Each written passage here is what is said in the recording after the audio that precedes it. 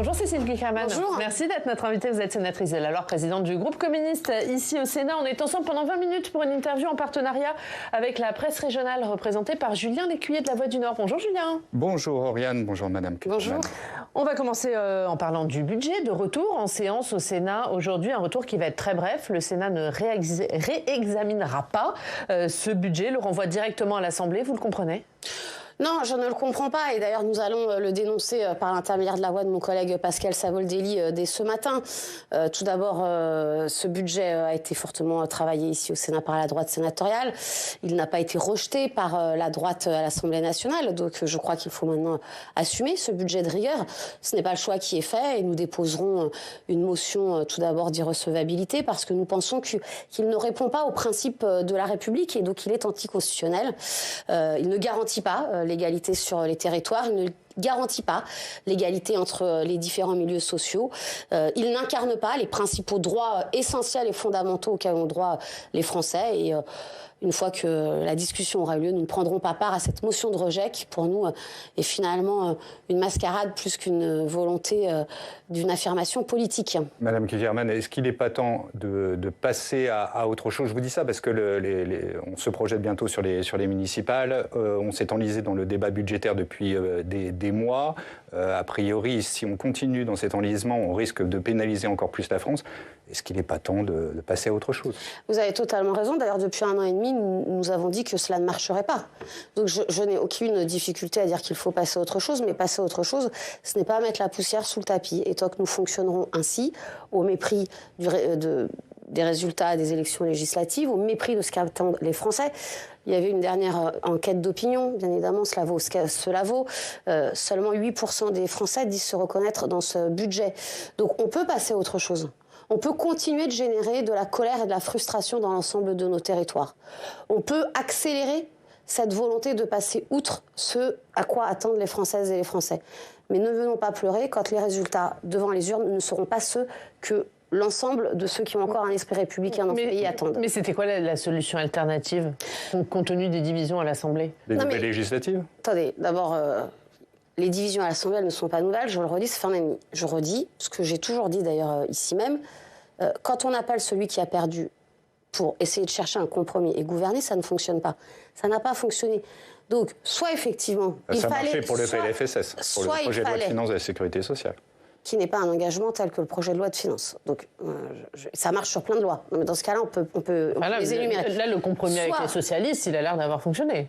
Mais donc, attendez, ça, très bien. Mais après, chacun assumera les compromis qu'il fait et l'incidence que cela a dans la vie des Français. Donc ça, j'ai aucune difficulté. Et donc, l'alternative. Moi, vous me demandez mon avis. Donc, je ne vais pas commenter ce que font les autres. Je vais vous expliquer pourquoi nous avons cette position. Mais juste, pardon, les socialistes, ils n'ont pas donné une inflexion de gauche à ce budget, selon vous? Vous demanderez aux socialistes en quoi ce budget est une inflexion de gauche, et moi je vais vous répondre pourquoi pour nous il n'est pas un budget de gauche. Je ne vais pas commenter. Donc il n'est pas de gauche. Mais ce n'est pas un budget de gauche. Il n'y a pas suffisamment de recettes nouvelles pour satisfaire les inflexions voilà, l'oreillette elle est partie, excusez-moi. Mais les inflexions en tout cas engagées par le Parti socialiste, pour vous, elles n'ont clairement pas été suffisantes. Non, d'abord, je pense qu'elles sont loin d'être suffisantes. Deuxièmement, elles ne répondent pas, je le redis, aux besoins de l'ensemble des Français, dans la diversité d'ailleurs de ce que sont les services publics, à commencer par ce qui va se passer en éducation nationale et la suppression de milliers de postes. Donc, je veux dire, chacun fera ses choix, ses votes, et je n'ai pas à juger d'ailleurs les choix des uns et des autres. En tout cas, à nos yeux, au regard de ce que nous entendons, ce n'est pas à nos yeux à quelques-uns dans une salle, au regard de ce que nous expriment les Françaises et les Français, de ce qu'ils expriment, y compris dans vos colonnes, y compris sur les différentes chaînes télévisées, on ne peut pas dire que la France soit satisfaite. Donc si la question, c'est surtout qu'ils n'y comprennent rien. Donc si la question c'est d'aller vite et de tourner la page et de ne pas leur permettre de comprendre, continuons ainsi. Je ne pense pas, et tant mieux si je me trompe, mais je ne pense pas que la démocratie sortira grandie de toute cette période d'1 an et demi qui vient de s'écouler et de qu'a voulu Emmanuel Macron. On va parler de la fin de vie. Le Sénat qui a rejeté hier les textes sur la fin de vie après avoir détricoté notamment la principale partie du texte sur l'aide à mourir, la création de l'aide à mourir. Qu'est-ce que vous pensez de la tournure qu'a pris l'examen de ce texte ici au Sénat ? Bon, d'abord, je crois qu'il n'est pas une surprise. Donc là encore, ne rajoutons pas de la complexité auprès de nos concitoyens et n'hystérisons pas des situations qui étaient en fait écrite à l'avance. Il y avait au Sénat une majorité de sénateurs qui ne souhaitaient pas du texte sur la fin de vie. J'ai envie de vous dire... Mais un compromis avait été trouvé en commission. Vous attendiez à ce que ça tourne comme ça en séance ? On est sur une chaîne parlementaire. On ne va pas, je crois, mentir à celles et ceux qui nous écoutent. Donc, en commission, il y a un texte dans lequel on essaye effectivement d'avancer pour que quelque chose puisse être présenté en séance. Et ensuite, c'est la séance qui vote. Et nous avons déjà vu, sur ce texte comme sur de nombreux autres, parfois, souvent, régulièrement, y compris des amendements de rapporteurs qui peuvent être rejetés. Donc, je veux dire, ce n'est pas un phénomène nouveau et si exceptionnel que cela. C'est pas nouveau, mais c'est un dossier extrêmement important sur lequel, justement, la voix du Sénat pouvait être une plus-value, et là, vous perdez la main. Enfin, vous avez manqué complètement une occasion de peser sur ce texte. Il repart à l'Assemblée sans que vous ayez pu le faire évoluer. Tout d'abord, je ne pense pas que quand on s'exprime et quand on dit ce que l'on pense, on perde la main. Moi, je ne fais pas de la politique, je ne suis pas parlementaire pour faire des coups. Nous sommes là pour poser et exprimer des idées. Donc, non, mais là, il n'y a pas de texte. Il n'y a aucune idée. Pardon, excusez-moi. Non, mais on essaie de comprendre sincèrement ce qui s'est passé hier. Le Sénat, en exprimant son rejet et en vidant de sa substance le texte, a perdu la main. Est-ce que vous ne ressentez pas quand même une difficulté, presque une occasion manquée? D'abord, donc je le redis, je pense qu'être parlementaire, c'est dire ce que l'on pense. Donc je pense que la première des occasions, sur un texte quel qu'il soit, quand on n'est pas d'accord, on n'est pas d'accord, et donc on vote contre. Parce que les gens qui ne sont pas d'accord et qui votent pour, vous voyez, à un moment donné, ça nous renvoie à la question précédente. Ça devient compliqué pour les Françaises et les Français. Deuxièmement, moi, je ne suis pas le Sénat, je ne suis qu'un parmi d'autres, et y compris, vous aurez remarqué que mon groupe ne dirige pas le Sénat. Donc, je ne me sens pas héritière ou non de ce que fait ou pas la majorité sénatoriale. Troisièmement, vous m'autoriserez quand même à préciser, pour celles et ceux qui nous écoutent, que personnellement, pour ma part, j'ai voté le texte tel que issu des travaux du Sénat, justement parce qu'il revenait avec lequel je n'étais pas d'accord, qui était l'inscription de la fin de vie. Donc voilà, ce débat est compliqué, je le redis, ne l'hystérisons pas sous des questions de procédure et ne découvrons pas ce matin qu'une majorité de sénateurs, le débat a commencé déjà la semaine dernière, n'était pas favorable à ce texte sur l'aide à mourir. Est-ce que vous êtes satisfaite ? Parce que vous êtes l'une des rares voix de gauche à être dissonante face à une majorité chez vous en faveur justement d'une évolution du droit. Vous y êtes opposé. Est-ce que ça ne vous satisfait pas, finalement, cette décision ? Mais, attendez, la question n'est pas d'être satisfait ou pas. La question est quand on a une proposition de loi, un projet de loi, et de pouvoir exprimer et de débattre. Donc, par exemple, si moi je peux dire... Je pense que nous n'avons pas été au bout des débats. Voilà, je ne suis pas satisfaite. Je pense que beaucoup se sont cachés. Je ne suis pas satisfaite de ces débats parce que finalement, très rapidement, et ce dès la semaine dernière, une grande partie de mes collègues sénateurs de gauche comme de droite sont rentrés finalement dans des postures sans aller à l'argumentaire. Et nous l'avons retrouvé d'ailleurs hier en séance sur les explications de vote. Donc de cela, je ne peux pas en être satisfaite. Je crois que cette organisation du débat aurait mérité mieux que ça. Mais pour qu'un débat soit sain, il faut que l'ensemble des participants l'acceptent. Donc voilà. Et c'était pas le cas. Non, mais vous voyez, parce que votre première question sur ce sujet, je pense que quand on prend ce débat-là uniquement sur un débat entre une gauche et une droite, je pense que déjà on biaise ce débat-là et qu'on ne peut pas le rendre sain. Je pense que c'est un débat beaucoup plus profond. Donc la question n'est pas tant de savoir si ma voix fut dissonante ou pas à gauche, factuellement elle l'a été. Je pense que dans la population et dans l'électorat de gauche, la diversité des ressentis sur cette proposition de loi est finalement très diverse. Que toutes les positions doivent être entendues. Vous avez parlé d'acharnement législatif par rapport à ce dossier. Alors au-delà de l'expression qui est un peu particulière, parce que c'est vrai qu'on parle souvent plutôt d'acharnement thérapeutique, pourquoi vous dites qu'il y a un acharnement législatif ? Mais parce qu'on sent bien d'abord qu'il y a eu une volonté de scinder le texte. Il y a eu une volonté d'Emmanuel Macron de l'imposer. Il en avait fait d'ailleurs une des priorités de son premier quinquennat. C'est plutôt une décision de François Bayrou, il me semble, d'avoir scindé le texte. Oui. Le texte a été scindé, et de plus, c'était une volonté du président de la République, dans son premier quinquennat, d'atteindre cet objectif-là. Donc oui, il y a aujourd'hui une volonté de continuer, et je note, je le constate, là encore, que soudainement, il y a beaucoup de temps pour examiner des textes, puisque Très rapidement, il reviendra à l'Assemblée nationale et très rapidement, il doit revenir au Sénat. Je constate simplement que sur un certain nombre de propositions de loi, puisque je rappelle que le gouvernement n'a pas été jusqu'à faire un projet de loi, ce qui est quand même regrettable sur ces sujets-là, d'ailleurs, on s'est allé très vite. On va parler justement d'une proposition de loi, de plusieurs d'ailleurs, celle que vous examinerez le 25 février. Vous allez vous emparer de la proposition de loi qui vise à nationaliser ArcelorMittal. C'est une solution qui divise, là aussi, y compris d'ailleurs chez les syndicats. Qu'est-ce que vous en dites, les syndicats dont une partie dit que ça priverait les usines de leurs commandes ? Non, mais moi, j'entends le débat syndical et je n'ai pas vocation à le trancher. Nous allons redire le 25 février ce que nous avions dit fin octobre dans notre niche. Il y a un enjeu de souveraineté industrielle dans notre pays. Quand vous fermez un four, il ne réouvre pas. Donc nous avons besoin de tout faire. Donc il y a besoin aujourd'hui... Moi, j'ai entendu, je crois, comme tous les Français, l'ensemble des candidats à l'élection présidentielle de 2022 nous parler du besoin de réindustrialiser et de préserver la souveraineté industrielle. Nous avons là une difficulté si demain, ces sites ferment, parce que nous ne serons plus en capacité, à l'échelle française et y compris européenne, d'avoir une véritable souveraineté. Quand on maîtrise l'acier, on maîtrise tous un certain nombre d'industries qui en découlent. Donc je pense que c'est un élément important et fondamental. Et c'est en ce sens-là que nous voulons qu'il y ait aujourd'hui une reprise en main par l'État de ce secteur, quitte à le relancer, quitte à travailler avec les salariés. Je ne dis pas qu'il faut refaire des nationalisations à l'ancienne qui n'ont pas d'ailleurs toujours fonctionné et qui d'ailleurs n'ont pas apporté des droits nouveaux aux salariés. Je pense que ce sont des choses qu'il faut réinventer. Il faut aussi bouleverser le monde de l'entreprise pour à la fois permettre le maintien des commandes, permettre les emplois, permettre les savoir-faire et permettre à la France de continuer de produire de l'acier. Julien, on parle des réseaux sociaux ? Oui, puisque les députés ont adopté dans la nuit de lundi à mardi une proposition de loi visant à interdire les réseaux sociaux aux moins de 15 ans. Le texte doit atterrir au Sénat dans quelques semaines. Est-ce que vous le soutiendrez ? Écoutez, je ne vais pas cacher que je vais rentrer d'abord dans le sujet. Je pense que c'est un texte d'affichage plus qu'un texte de réalité. Je crois qu'on a un vrai problème. Pourquoi ? J'y viens.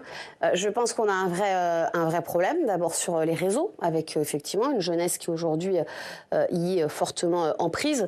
Je crois qu'on a une difficulté, tout simplement, c'est à l'interdiction. Donc je ne sais pas s'il faut déclarer une interdiction que nous ne savons pas tenir. On le sait d'ailleurs, la prohibition n'est pas toujours la meilleure des manières d'amener chacun. Je crois qu'en revanche, nous avons une vraie réflexion à avoir sur l'utilisation des écrans, sur l'utilisation des téléphones, sur l'accès effectivement au réseau, beaucoup plus de pédagogie. Et vous savez, la première des pédagogies, alors c'est peut-être très anecdotique, mais j'ai 3 enfants qui maintenant sont sortis du cadre scolaire. Je suis assez impressionnée quand même. Aujourd'hui, il n'y a plus d'agenda, il n'y a plus de cahier de texte, tout est sur Internet. Donc de toutes les manières, les enfants sont invités par tout leur environnement de la société à devoir à un moment donné y aller. Donc je pense que si Internet. on va jusque... Là, on parle des réseaux sociaux. Si on va jusque... Oui, mais... On ne va pas interdire Pronote. Je ne sais pas. Pourquoi. Je pense que ça ferait parce que c'est pas un réseau social. Je pense que ça ferait d'ailleurs beaucoup de bien sur les relations entre les enfants, les parents et les enseignants. Mais je ferme la parenthèse, ça mériterait un autre débat, mais bien plus profond. Mais à un moment donné, pourquoi est-ce qu'aujourd'hui on multiplie pourquoi est-ce que nos jeunes sont de plus en plus sur les réseaux sociaux ? Parce qu'ils sont aussi de plus en plus devant les écrans. Et donc l'interdiction des réseaux sociaux aujourd'hui, comment est-ce qu'on la contrôle ? Comment est-ce qu'on l'applique avec la plupart de ces réseaux qui passent de toute manière par d'autres pays que les nôtres. Donc oui, c'est un problème, oui, c'est un fléau, mais moi je veux le dire, et très tranquillement ici, mettre un téléphone portable dans les mains d'un enfant de 8 ans et demi pour qu'il nous rassure, pour nous faire un message quand il rentre de l'école, c'est aussi le début du fléau. On parle des municipales, Julien. Oui, et la question principale que je voulais vous poser, c'est quels sont les objectifs du Parti communiste sur cette élection, puisque est-ce que c'est de faire tomber Édouard Philippe au Havre, mais c'est aussi, j'imagine, de pouvoir garder vos grandes villes, Montreuil, il y a Vitry-sur-Seine également. Est-ce que vous pouvez nous dire... Écoutez, je crois que l'objectif est clair. Tout d'abord, je crois, et alors sans surprise, tout d'abord bien évidemment, de conserver les villes où nous sommes en gestion et où pour l'instant... vous vous sentez menacé dans ces 2 villes ? Pas plus dans celle-ci que dans d'autres. On pourrait il y a la concurrence des insoumis.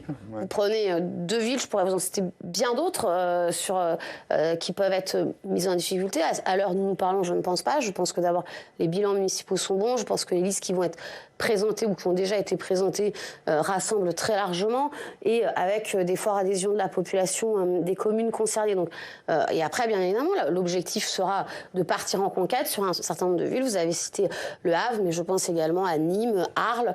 Et donc, nous avons effectivement un certain nombre d'objectifs. Nous sommes présents. Nous conduirons des listes dans un peu plus de 15% de villes, préfectures de ce pays. Nous serons présents, nous serons à l'offensive dans les plus grandes villes comme dans les plus petites communes de notre pays. Est-ce que parmi les villes où vous pourriez être en difficulté, il y a Saint-Amand-les-Eaux, la ville où se présente Fabien Roussel, le patron de votre parti ? Bon, écoutez, non, je pense que d'abord, il a pris largement ses marques aujourd'hui en tant que maire et je crois que c'est très bien. Il a eu...